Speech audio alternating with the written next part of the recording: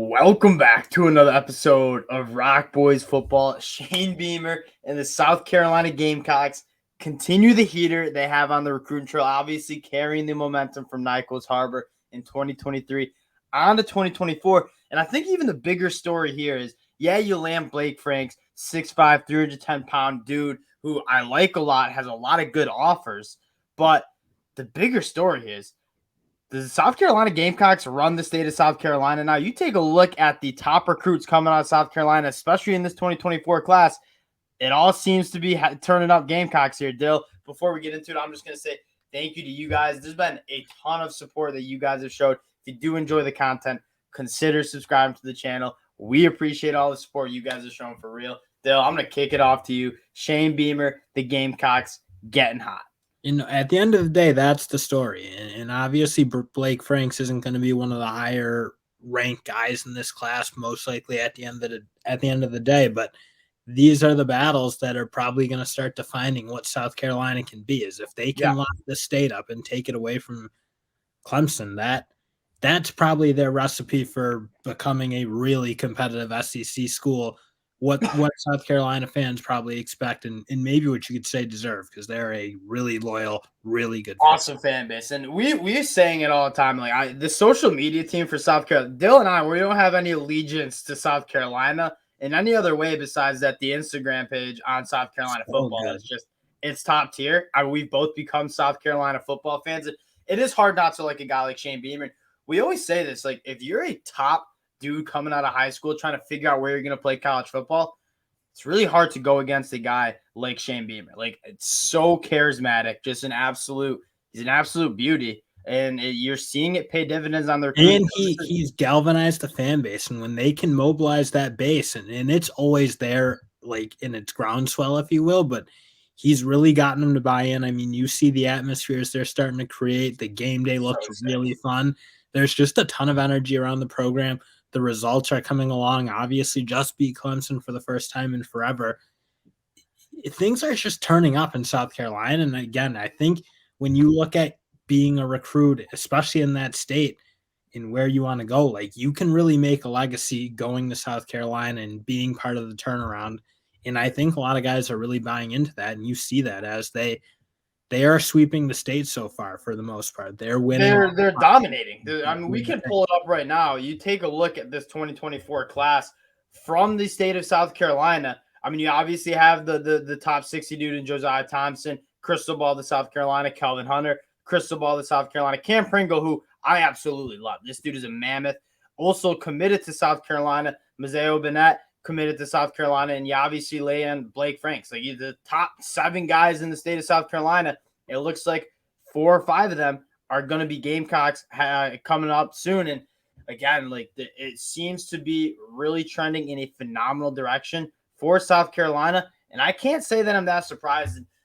One of the best parts of this and why you might be so optimistic if you're a South Carolina fan is I think when Shane Beamer took over this program, I don't think the talent was quite there. And he kind of figured out how to win some games. Then he obviously beats a team like UNC in that bowl game. I think that was, and I don't put a lot of stock in bowl games, I think that was a big one. And then you look at last year, like, again, I think they're still, like, not necessarily as talented as some of the other programs across the country. 8-4 overall, another successful year. You're starting to see some talent get infused to this program to a greater extent.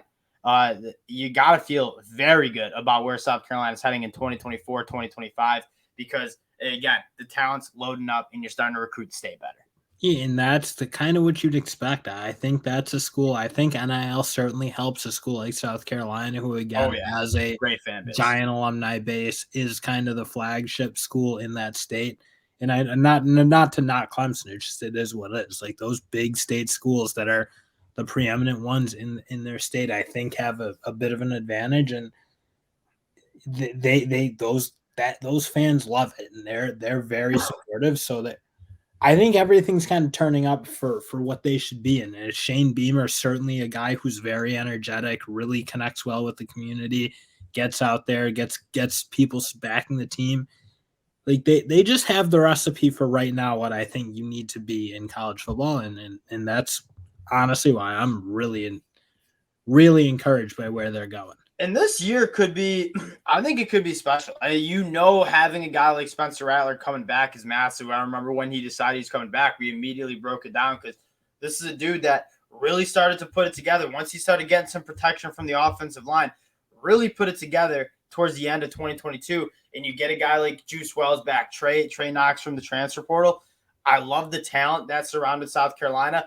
It was a weird narrative that you have a guy like Marshawn Lloyd and Jordan Burch hit the transfer portal. That was a little bit of a head scratcher, but Shane Beamer, he's a different brand, and not everyone is going to rock with that. What does Shane Beamer say? Some guys are going to fall off the wagon as we head up to the top of the mountain. That's part of the college football coach transition world. It's like guys can leave now.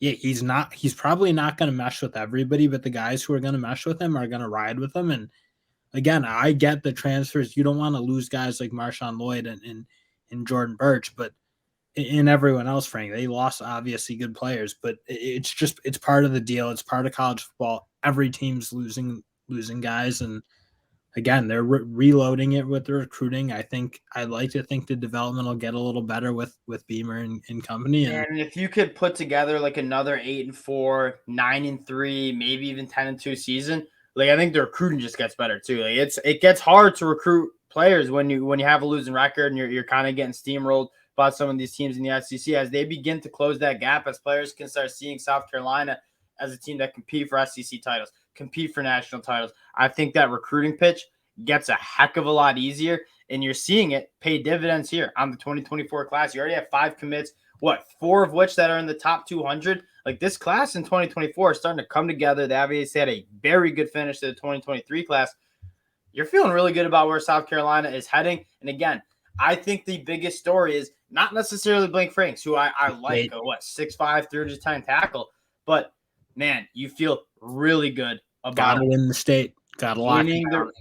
And you see almost all the top teams at the like Georgia dominates the state of Georgia, Michigan, and Ohio. Like Ohio, when Ohio State was on top, like dominated the state of Ohio. When you have such a talent-rich state to recruit from, LSU is probably the best example. Probably shouldn't have left them out, right? Yeah. LSU gets the top 5 kids from the state of Louisiana like clockwork. And so when you can start winning those recruiting battles, the hometown kids, the best players in the state of South Carolina, want to go play and be Gamecocks. That's when I think it really starts to trend up. I think that's like why did the other USC school of the college football world kind of fall off? It's because they couldn't keep guys from Los Angeles and Southern California in that state. They were all going to Alabama, Texas. That's the other. That's Southern California you're talking about. We're talking about the real USC. The South Carolina. I said the other USC. That's like they're not the real USC. That was so wild when I went down to college in North Carolina and everyone was saying USC, and I being the Yankee I am from New York was like, wait, y'all, your brother goes all the way across the country, and I was like, no, this is. When you're down in the Carolinas, USC is South Carolina. That was something I learned. There's no USC. It's kind of a funny story, like a little culture awakening for me. But again, if y'all enjoy the content, y'all enjoy talking ball, consider subscribing to the channel. We appreciate all the support you guys have shown. So if you do enjoy the content, consider subscribing to the channel. Hope y'all have a good Friday night. I know they will be down in South Carolina. Appreciate y'all. Talk to y'all later. Peace.